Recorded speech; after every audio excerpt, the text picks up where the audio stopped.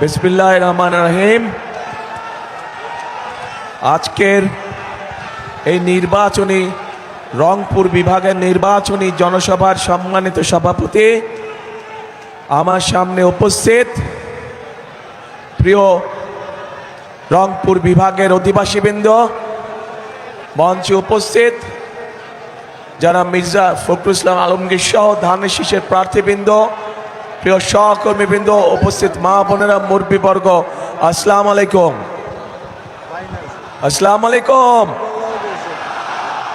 কেমন আছেন আপনারা? ভালো আছেন? কিন্তু আমরা চাই আপনাদেরকে আরো ভালো রাখতে ইনশাআল্লাহ। এই বিভাগের মানুষকে আমরা আরো ভালো রাখতে চাই। থাকবেন ইনশাআল্লাহ, ইনশাআল্লাহ। প্রিয় ভাই বোনেরা, এই রংপুর হচ্ছে আবু সাইদের পবিত্র রক্তে মিশানো মাটি। কাজেই যেই ত্যাগ আমরা জুলাই আন্দোলনে দেখেছি, সেই ত্যাগ কখনো বৃথা যেতে পারে না। আমাদেরকে যে কোনো মূল্যে সেই ত্যাগের মূল্যায়ন করতে হবে।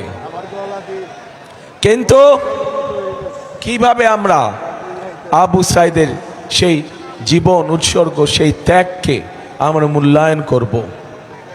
আমরা তাদের সেই ত্যাগকে, আবু সাইদ সহ যে 1400 ব্যক্তি শহীদ হয়েছে, যে 1400 ব্যক্তিকে হত্যা করা হয়েছে, এই মানুষগুলোর ত্যাগের মূল্যায়ন আমরা তখনই করতে পারবো যখন এই দেশের মানুষের রাজনৈতিক অধিকার এবং অর্থনৈতিক অধিকার প্রতিষ্ঠিত হবে, যার জন্য আবু সাইদ সহ আরো হাজারো মানুষ জীবন উৎসর্গ করে গিয়েছে।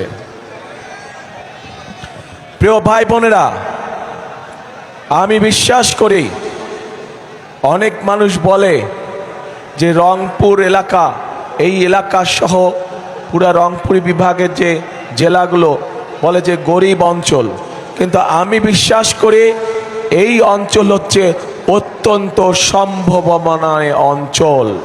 শুধু দরকার সঠিক পরিকল্পনা, শুধু দরকার সঠিক ব্যক্তির, শুধু দরকার সঠিক নেতৃত্বের।